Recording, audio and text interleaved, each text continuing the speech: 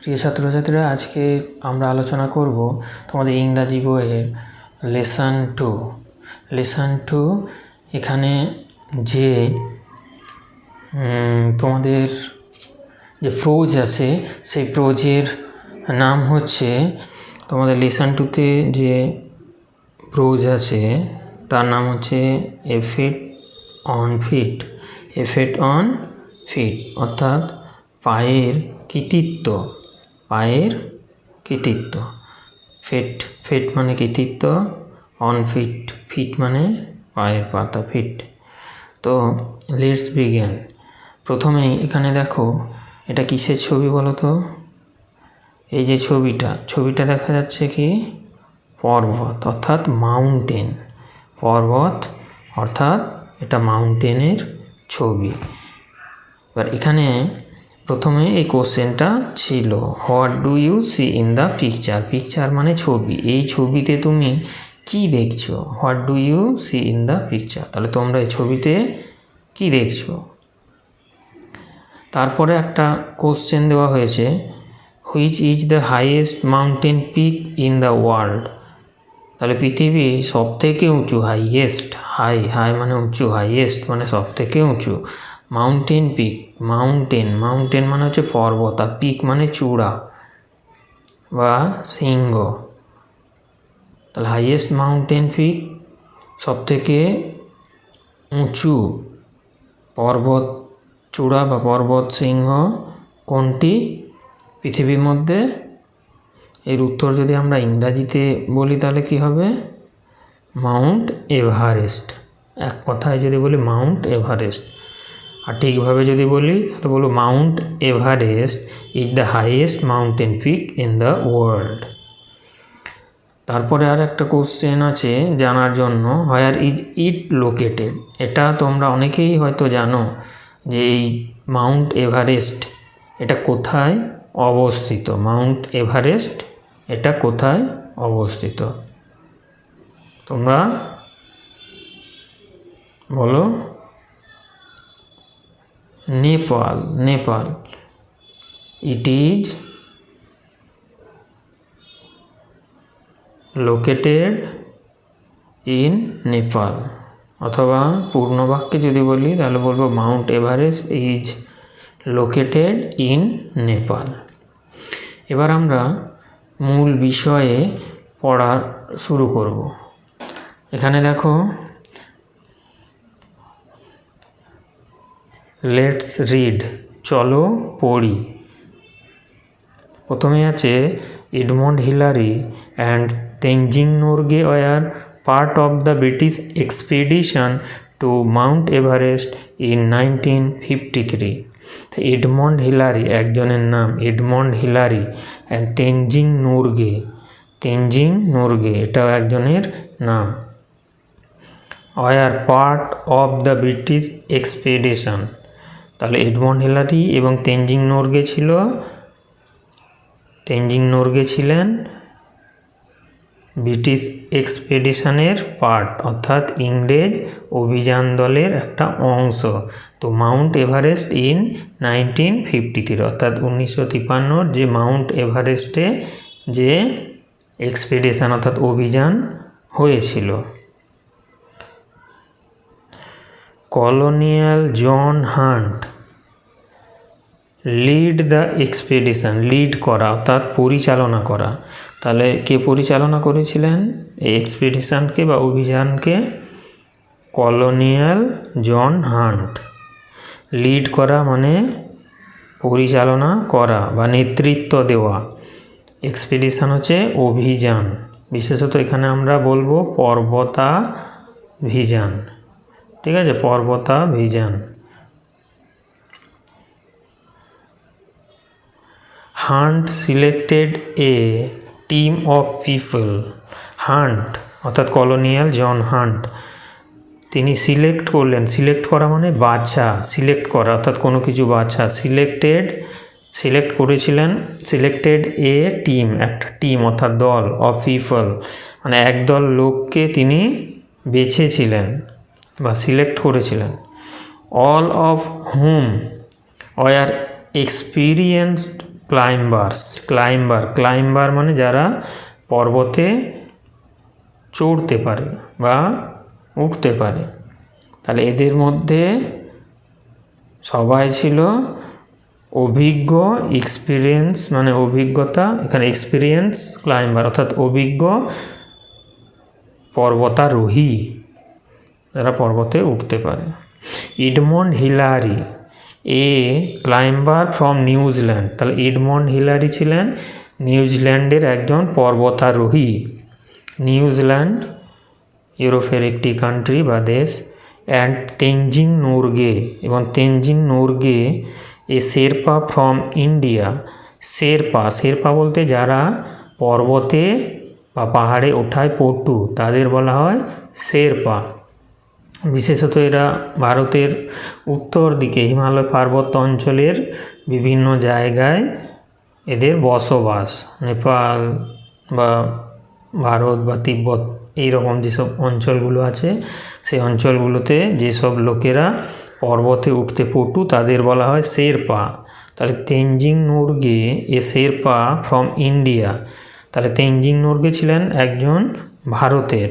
War among the 11 chosen climbers.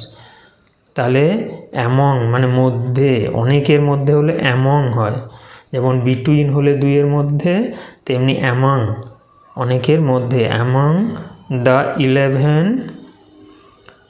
Chosen climber, choose করা অর্থাৎ পছন্দ করা, অর্থাৎ এই যে বাছা হয়েছিল, সিলেক্টেড যারা হয়েছিল, ঠিক আছে, এই রকম 11 জনের মধ্যে এই দুজন ছিলেন, একজন এডমন্ড হিলারি যার বাড়ি ছিল নিউজিল্যান্ড, আর একজন ছিলেন তেনজিং নোরগে, তিনি ছিলেন একজন শেরপা, তার বাড়ি হচ্ছে ভারতে।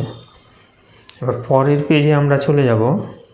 তারপর দেখো, after months of planning the team began to climb.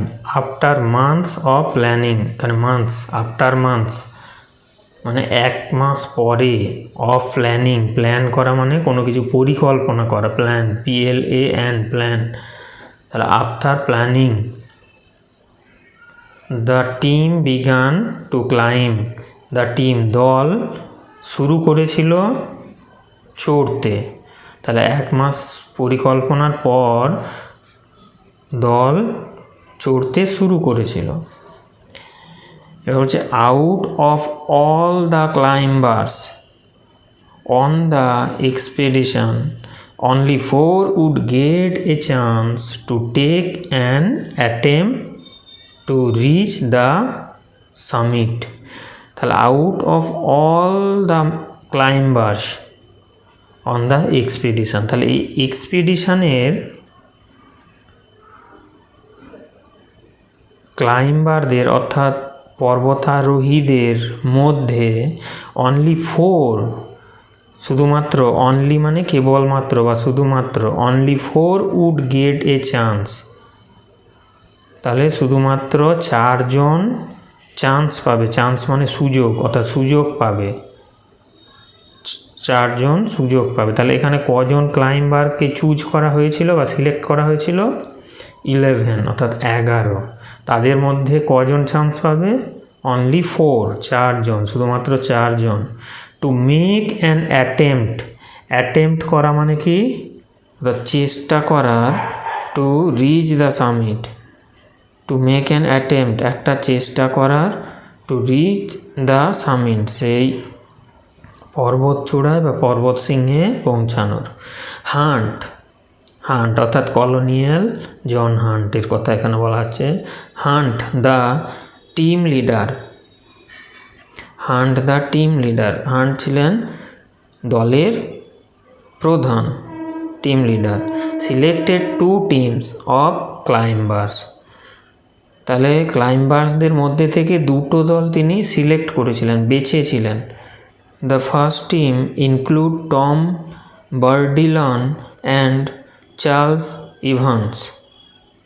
The first team include মানে ইনক্লুড হয়েছিল অর্থাৎ যুক্ত হয়েছিল। First team include Tom Bourdillon and Charles Evans. তাহলে প্রথম দলে ছিল টম বার্ডিলান এবং Charles Evans. While Edmund Hillary and Tenzing Norgay made up the second team. যেখানে এডমন্ড হিলারি এবং তেনজিং নোরগের পরের অর্থাৎ সেকেন্ড বা দ্বিতীয় দল গড়ে তুলেছিল। The first team left on May 26। প্রথম টিম বা প্রথম দলে কারা ছিল? প্রথম দলে ইনক্লুড ছিল Tom Bourdillon and Charles Evans. তাহলে প্রথম দলে ছিল কারা কারা? টম বার্ডিলান এবং চার্লস ইভান্স। তাহলে the first team left on May 26, 1953। তাহলে প্রথম দল যাত্রা করেছিল 26 মে 1953 two reach the summit of Mount Everest. Mount এভারেস্টের সামিট মানে সিংহ বা চূড়া, মাউন্ট এভারেস্টের চূড়ায় পৌঁছাবার জন্য প্রথম দল 1953 26 মে লেফট করেছিল, অর্থাৎ তারা যাত্রা শুরু করেছিল। The two men made it up to about 300 feet short of the summit। তাহলে এখানে দেখো টু মেন, MEN মেন মানে মানুষগুলি, MAN ম্যান মানে একজনকে বোঝায়, ওটা সিঙ্গুলার নাম্বারে, আর প্লুরাল নাম্বারে মেন হয়ে যায় MEN main.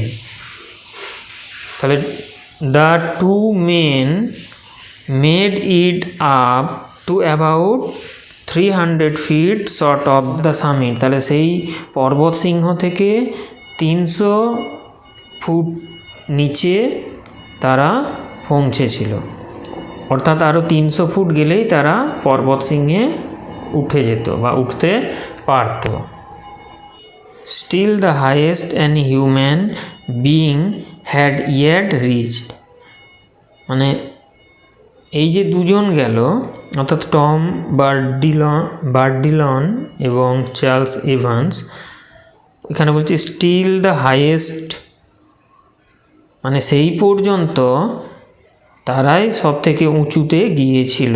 Annie human beings had yet reach, সেই পর্যন্ত যতগুলো মানুষ গেছে তার থেকে তারাই সব থেকে উঁচুতে গিয়েছিলেন সে পর্বতের। They were forced to turn back after they encountered bad weather। ফিরতে বাধ্য হলো after they encountered bad weather। encountered অর্থাৎ মুখোমুখি হওয়া, অর্থাৎ মুখোমুখি হওয়ার খারাপ, ব্যাড ওয়েদার অর্থাৎ খারাপ আবহাওয়ায় মুখোমুখি হওয়ার জন্য তারা ফিরে আসতে বাধ্য হলো, অর্থাৎ ফোর্স হলো। তারপরের প্যারাগ্রাফ দেখো,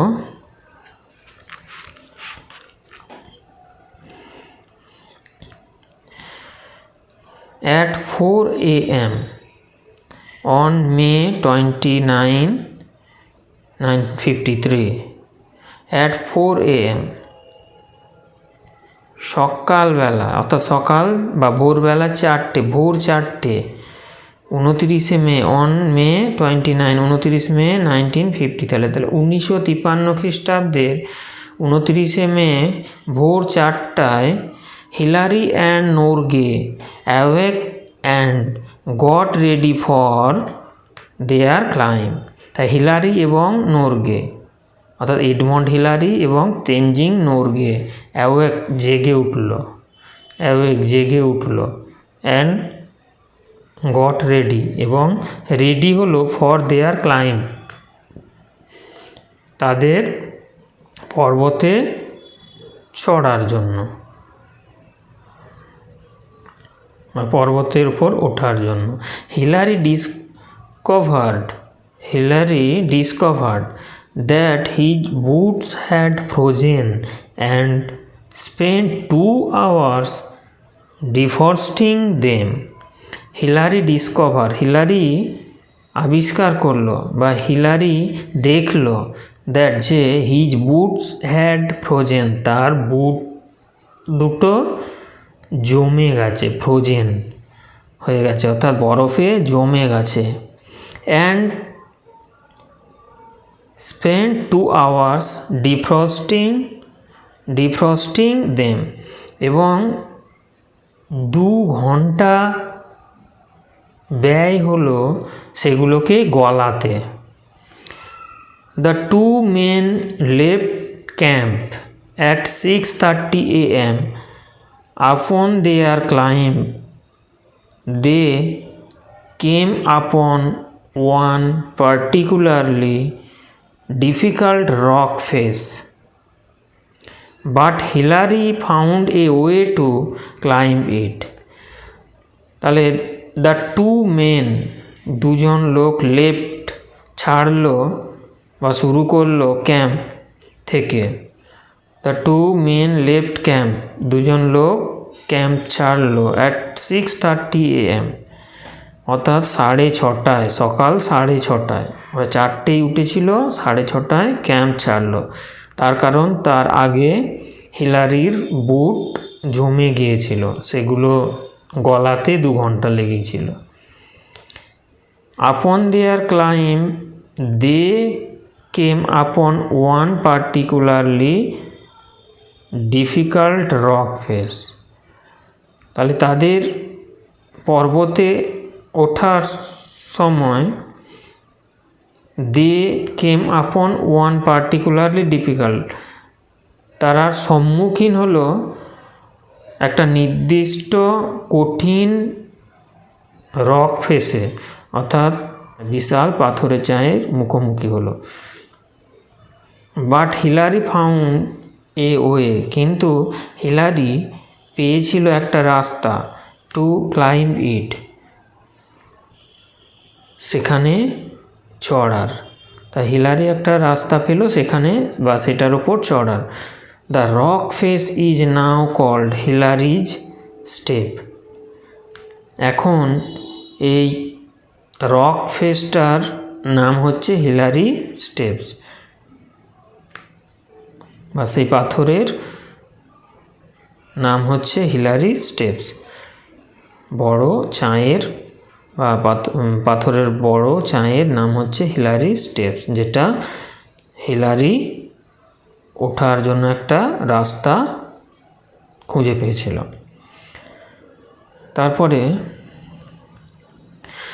at 11:30 AM Hillary and Norgay reach the summit of Mount Everest. MT dot মানে Mount Everest.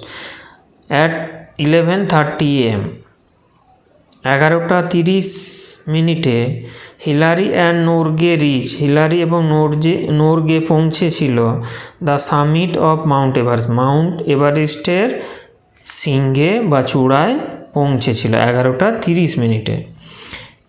Hillary reached out to shake Norgay's hand. Hillary reach out অর্থাৎ বাড়ালো, রিচ করা অর্থাৎ বাড়ানো।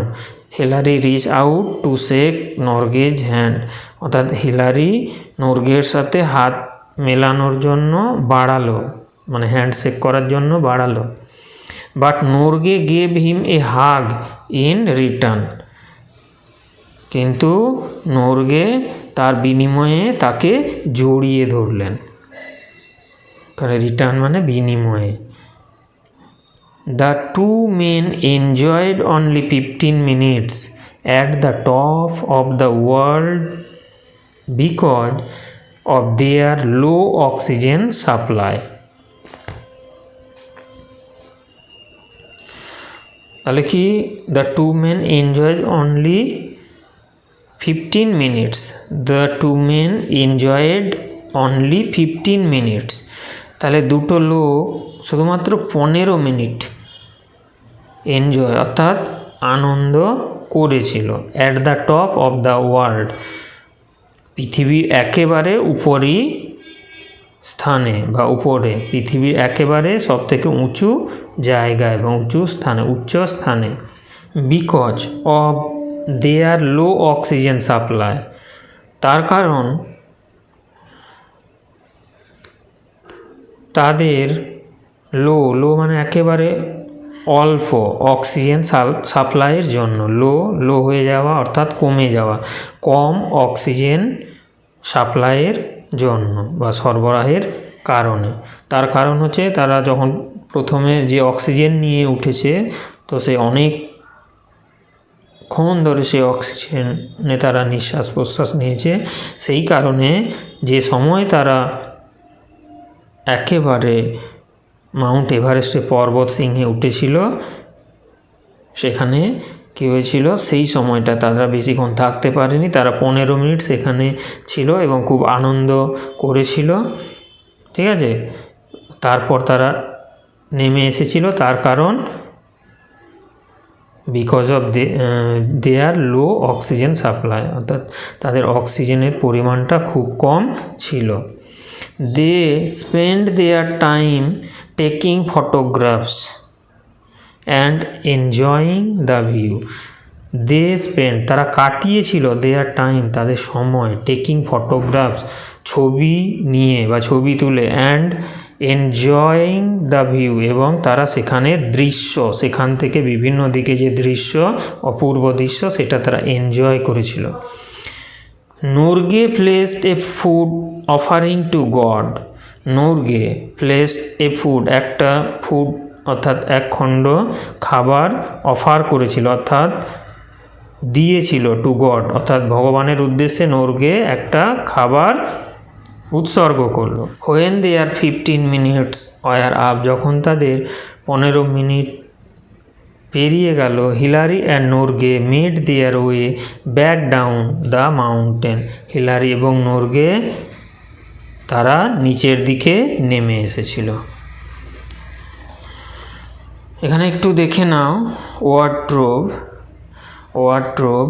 এখানে দেখো এক্সপিডিশন অর্থাৎ বলেছে organise journey with a purpose, অর্থাৎ একটা নির্দিষ্ট উদ্দেশ্যে একত্রিতভাবে জার্নি করা অর্থাৎ অভিযান করা। তারপর আছে সামিট বলতে টপ অর্থাৎ চূড়া বা শৃঙ্গ। তারপর আছে এনকাউন্টার্ড অর্থাৎ ফেসড সম্মুখীন হওয়া বা মুখোমুখি হওয়া। তারপর আছে ডিফ্রস্টিং অর্থাৎ রিমুভিং আইস, ডিফ্রস্টিং মানে গলানো অর্থাৎ ফ্রোজেন আইস বা জমানো বা জমা যে আইস অর্থাৎ বরফ বা তুষার, সেগুলো ডিফ্রস্টিং অর্থাৎ গলানো, রিমুভিং আইস। আর আছে হাগ মানে এম্বার্স অর্থাৎ জড়ানো বা জড়িয়ে ধরা, কাউকে জড়িয়ে ধরা হচ্ছে হাগ। তাহলে আজকে এই পর্যন্তই। তোমরা একটু এগুলো রিডিংটা বারবার পড়বে মন দিয়ে। তাহলে আজকে এই পর্যন্তই। তোমরা এই ওয়ার্ড্রোবের ওয়ার্ডগুলো মুখস্থ করবে এবং তার সঙ্গে এটা মানে বারবার রিডিং পড়বে যেটুকু পড়ানো হলো। আর পরের দিন আমি তোমাদের যে অ্যাক্টিভিটি, সেই অ্যাক্টিভিটিগুলো আলোচনা করব।